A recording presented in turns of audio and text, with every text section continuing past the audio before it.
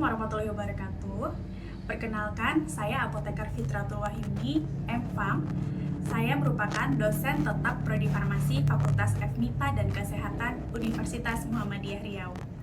Pada saat ini, saya akan menyampaikan tentang PDD UKT-PT berupa video bidang pengajaran sebagai prasyarat dalam proses sertifikasi dosen. Pada kesempatan kali ini, saya akan menyampaikan deskripsi mata kuliah yang saya ampu sesuai dengan bidang keahlian saya, yaitu pengantar farmakologi dan toksik. Ini ditujukan untuk mahasiswa sarjana farmasi semester 3 dengan kode mata kuliah 0205301. Bobot 2 SKS diselenggarakan dengan 16 kali tatap muka, terdiri dari 14 kali pertemuan berupa penyampaian materi dan 2 ujian UAS dan UTS. Materi kuliah pengantar farmakologi ini membahas tentang sejarah awal farmakologi, farmakokinetik dan farmakodinamik, sifat kerja dan reseptor obat, metabolisme dan interaksi obat, konsep dasar toksikologi, tolak ukur toksisitas, lalu keracunan dan dasar terapi antidotum, serta uji toksikologi klinis. Adapun CPL lulusan prodi terdiri dari CPL 1 dan CPL 2 yang terdapat di dalam RPS yang sudah divalidasi oleh Kaprodi dan disahkan bagian gugus pengendali prodi. Capaian mata kuliah yang diharapkan CPMK 1 sampai CPMK 7.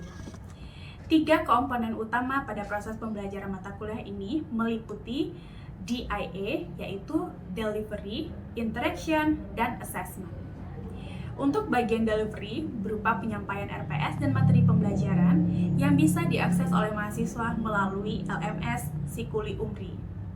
Interaction dalam mata kuliah ini dilakukan dengan komunikasi dua arah antara dosen dan juga mahasiswa, open diskusi, kolaborasi, serta presentasi tugas dan kasus yang mendukung proses pembelajaran mahasiswa.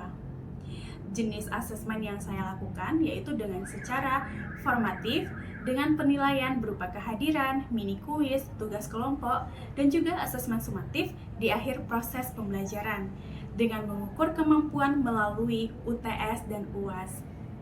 Media pembelajaran yang saya gunakan adalah LMS, Sikuli Umri, Google Classroom, Gform, dan video animasi melalui YouTube. Metode pembelajaran pada mata kuliah ini dilakukan dengan collaborative learning.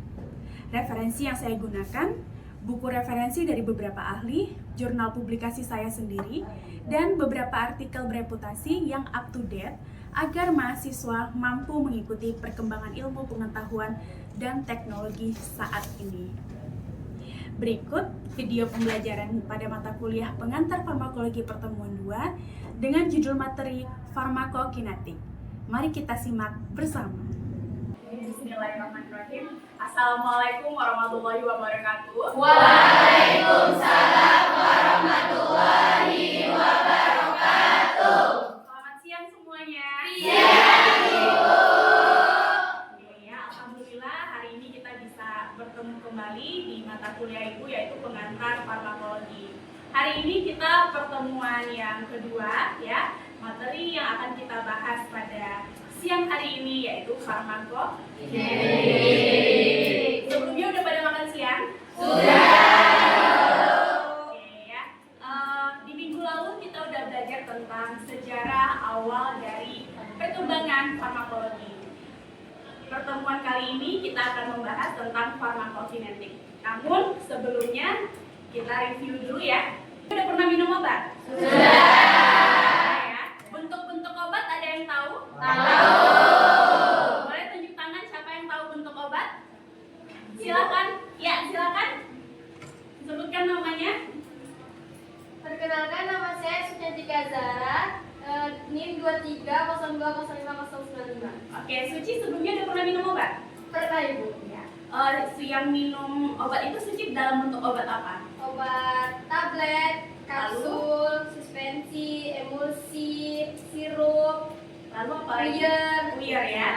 Oke, berarti Suci sudah pernah minum obat sebelumnya ya? Iya, Ibu. Oke, terima kasih. Silakan duduk kembali Suci. Baik, Ibu. Nah, menurut undang-undang ya, kita lihat di slide itu di tahun 2009 ya, nomor 30. Obat adalah bahan ataupun paduan bahan yang termasuk produk biologi, biasanya digunakan untuk mempengaruhi, menyelidiki, dan juga untuk mengetahui keadaan patologi dalam rangka penetapan diagnosis, pencegahan, penyembuhan, pemulihan, dan peningkatan kesehatan. Termasuk juga di dalamnya adalah kontrasepsi. Kita lanjut. Nah, dilihat ya di dalam slide itu tertulis bahwa ada beberapa tujuan dari pengobatan. Yang pertama itu adalah untuk diagnosis. Seperti yang kita tahu, ya dalam pemeriksaan kesehatan, diagnosis merupakan langkah untuk menetapkan kondisi klinis dari suatu pasien, ya. Jadi sebelum pasien itu dilakukan terapi ataupun tindakan, maka diperlukan adalah diagnosis. Kemudian tujuan yang kedua itu adalah promotif, ya. Promotif itu adalah usaha ataupun langkah promosi untuk meningkatkan kesehatan. Ya, biasanya ini dilakukan dalam vaskes tingkat 1 ya, yang paling dekat dengan masyarakat. Kemudian yang ketiga itu adalah upaya preventif. Ya, ini adalah upaya pencegahan. Ya, karena ada pepatah yang bilang lebih baik mencegah daripada mengobati. Ya. Kemudian untuk yang tujuan nomor 4 itu adalah upaya kuratif. Ya. Lalu yang nomor 5 itu adalah upaya rehabilitatif ataupun juga pemulihan. Biasanya upaya ataupun tujuan rehabilitatif ini adalah untuk pasien-pasien yang pasca pemulihan, ya, artinya pasca dari operasi berat, ya, kemudian menderita tindakan ataupun penyakit-penyakit yang sudah lama ataupun sudah kronis. Oke, slide selanjutnya yaitu syarat obat. Jadi obat itu bisa dikatakan obat jika memenuhi 3 syarat ini, ya. Kita ingat ESG, ya, artinya effective, safety, quality. Suatu obat dikatakan bermutu jika memenuhi 3 syarat ini, ya, effective, safety, dan quality. Obat itu mutunya harus dijaga, ya, sesuai dengan buku standar, misalnya itu adalah farmakope, ya. Nah, misalnya obat harus berkhasiat, obat memiliki khasiat tertentu, misalnya menyembuhkan ataupun sebagai anti radang, anti nyeri, ya, anti demam dan lain-lain. Kemudian juga harus aman, ya. Kalau untuk keamanan biasanya itu dilakukan pengujian dalam skala laboratorium, ya, dan juga harus berkualitas. Salah satunya yang terdapat di dalam farmakope itu adalah kadar, ya. Obat itu harus memenuhi kadarnya ataupun bioavailabilitasnya di dalam darah 80% misalnya, ya. Nah, itu juga bisa dilihat dari yang namanya nanti uji ataupun berdasarkan dari prinsip dari farmakokinetiknya, gitu ya. Kita lihat perjalanan obat di dalam tubuh. Ya, pasti kita juga penasaran ya, gimana sih obat itu di dalam tubuh ataupun setelah kita minum, bagaimana sih cara obat bekerja di dalam tubuh kita. Nah, kita lihat di sini ada 3 fase ya yang dikenal di dalam istilah farmakokinetik. Obat itu melalui 3 fase. Yang pertama itu fase farmasetik, ya. Yang kedua itu adalah fase farmakokinetik. Lalu ada fase farmakodinamik. Nah, ya, sejalan dengan penjelasan di slide tadi, kita lihat dimulai dari fase farmasetik, ya, tahap awal dimulai dari kajian praformulasi. Lalu juga ada kajian formulasi, ya. Setelah itu, di mana praformulasi ini dimulai dari proses administrasi. Ada yang tahu rute ataupun administrasi oral apa aja? Contohnya, administrasi pemberian obat. Ya, silakan. Rute pemberian obat. Ada yang tahu? Ya, silakan. Sasa. Yang secara oral lalu ke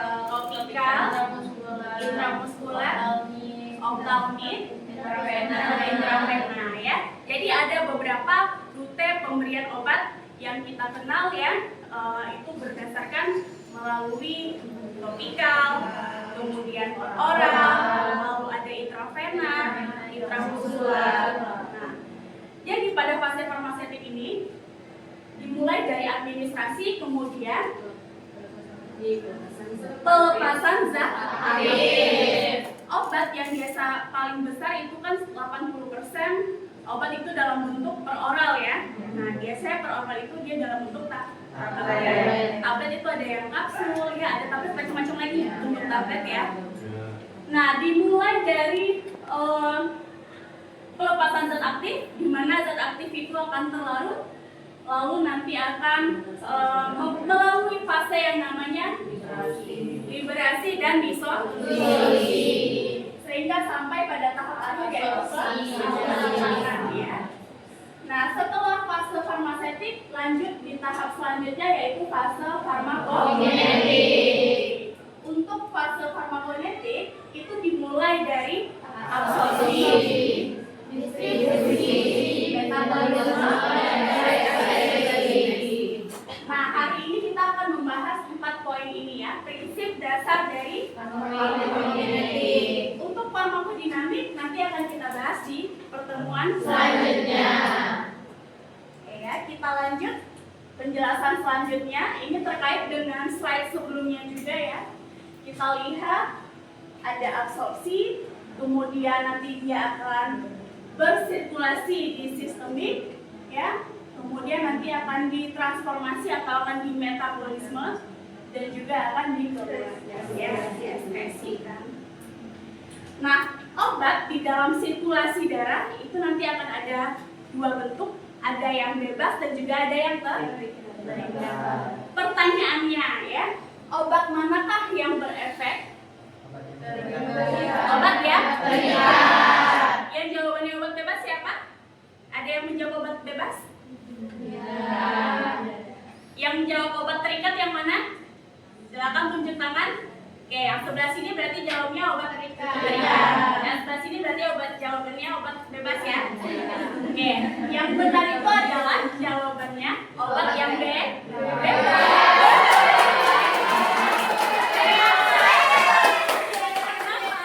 Kenapa obat yang bebas itu yang memberikan efek? Karena jika obat sudah berikatan dengan protein, nah, jadi dia tidak bisa berikatan dengan reseptor. Makanya obat yang 80% berikatan dengan protein itu dikatakan obatnya sangat tinggi berikatan dengan protein. Jadi agak kurang bagus ya. Oke. Nah, kita masuk ke prinsip dasar dari farmakokinetik. Ingat tadi ada 4 ya. A. Absorpsi,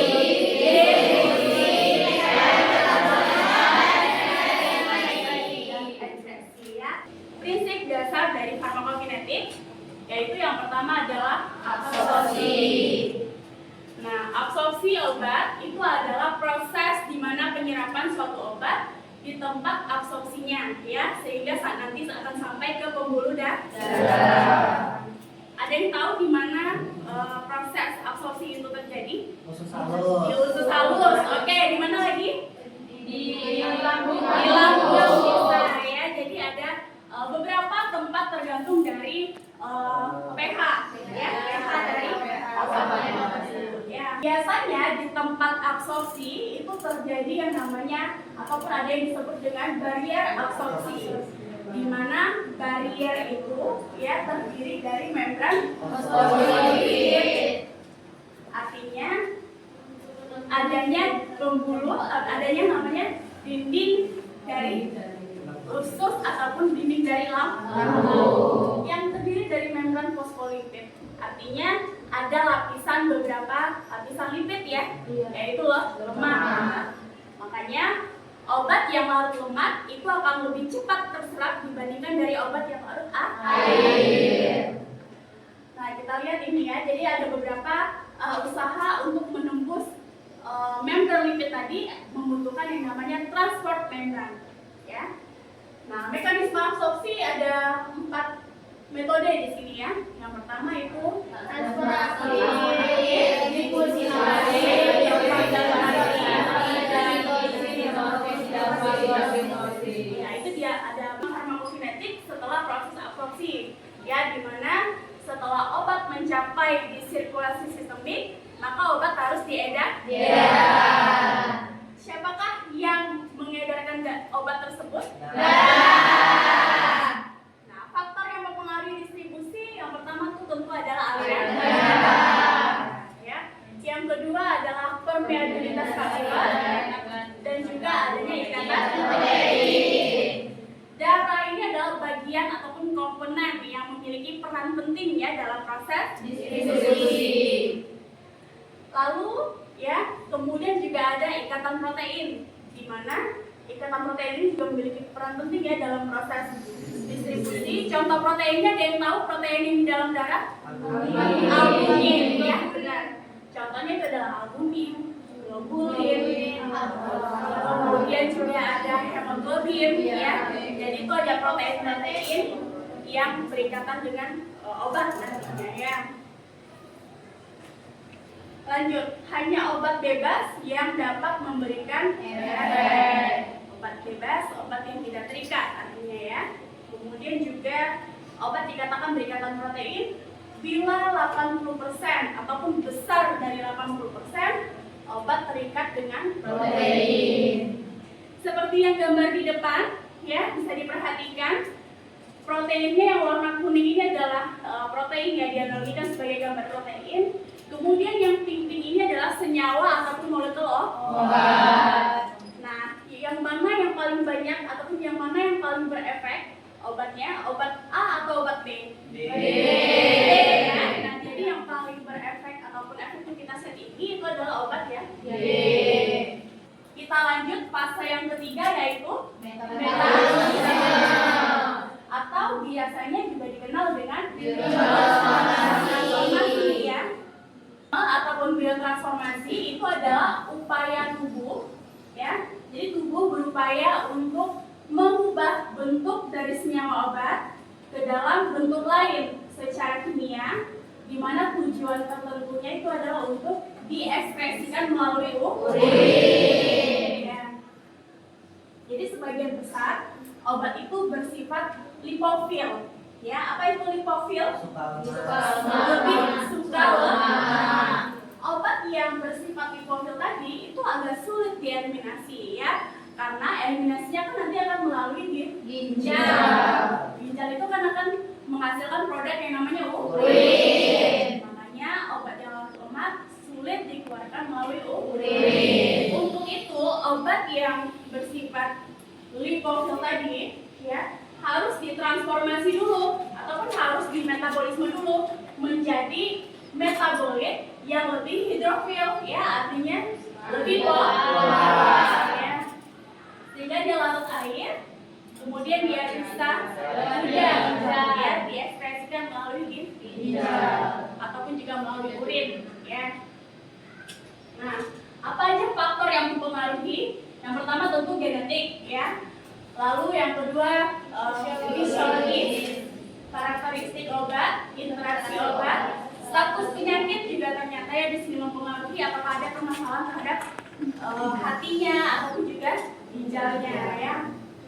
Kemudian usia, kebiasaan pasien, perokok ataupun juga alkohol ya. Nah, biasanya metabolisme itu terjadinya di mana? Hati ataupun di hepar ya.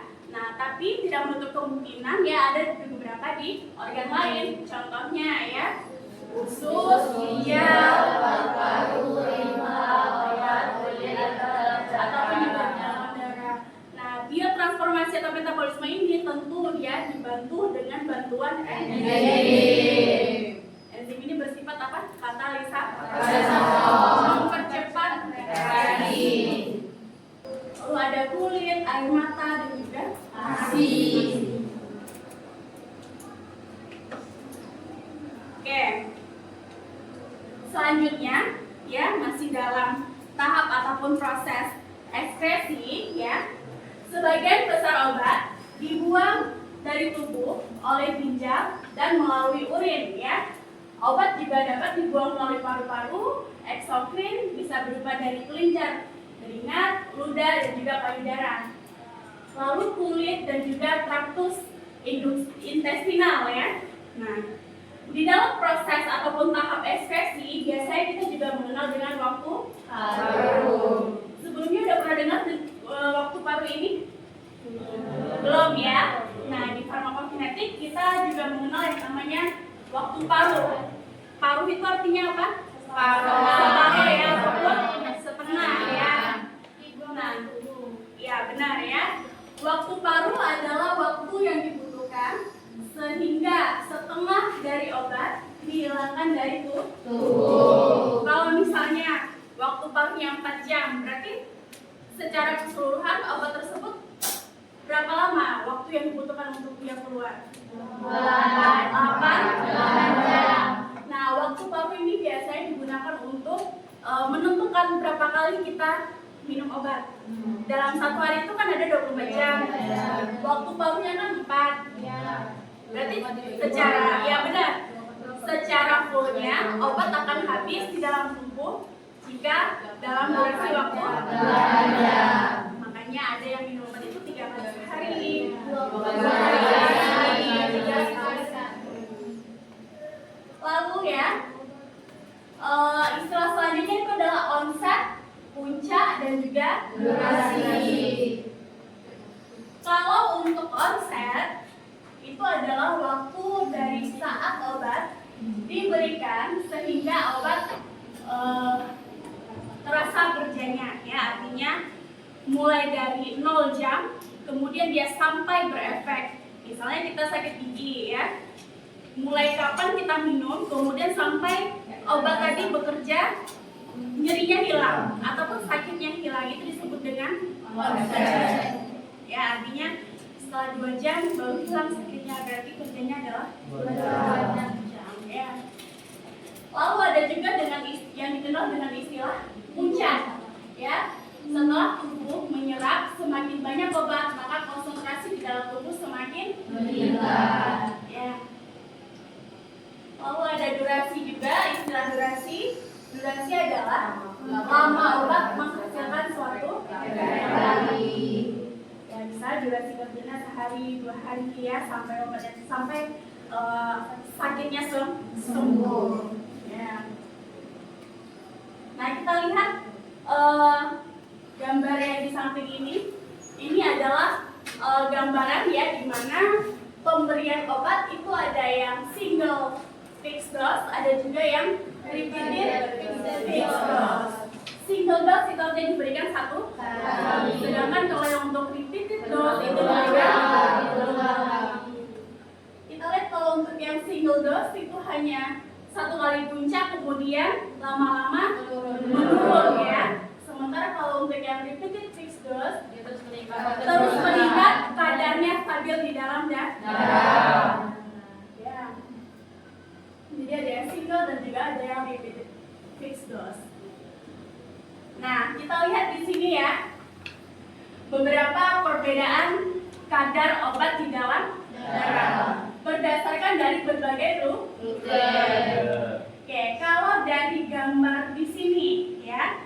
Nah, rute manakah yang bioavailabilitasnya tinggi?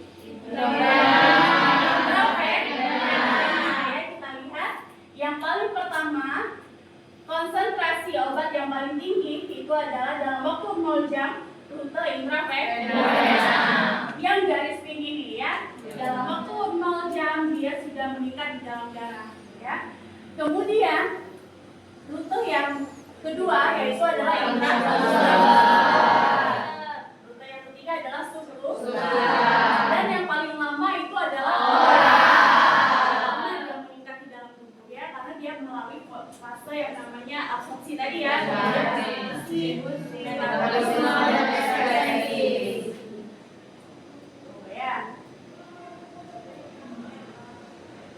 Oke ya. Sampai di sini ada yang ingin ditanyakan?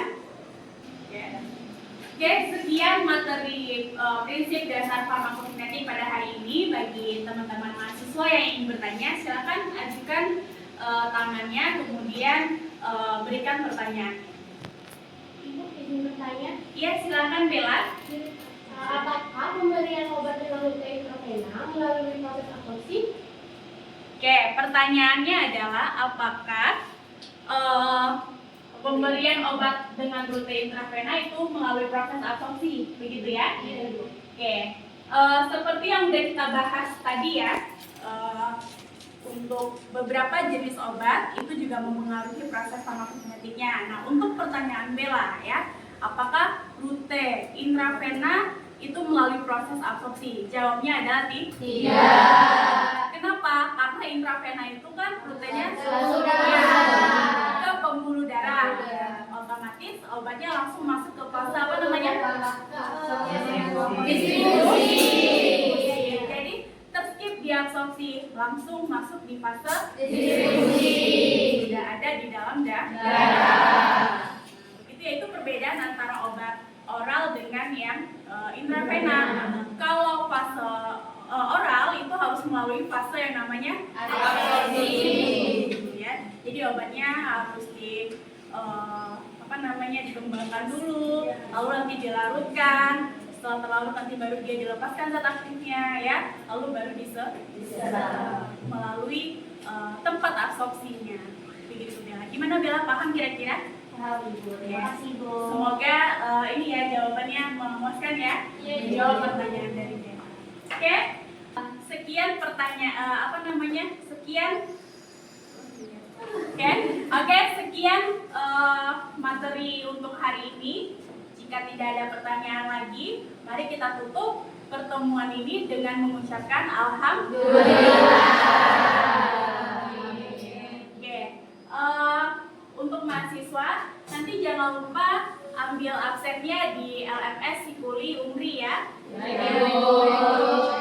Absen di sana bagi yang hadir ya, silakan dicatat hadir dengan kode absen yang nanti akan Ibu sampaikan melalui PJ kuliahnya. Gitu ya. Oke, sampai ketemu di minggu depan ya. Semoga kita selalu dalam keadaan sehat walafiat. Amin. Terima kasih banyak ya. Mohon maaf apabila ada kesalahan. Ibu tutup dengan ucapan Assalamualaikum warahmatullahi wabarakatuh. Waalaikumsalam.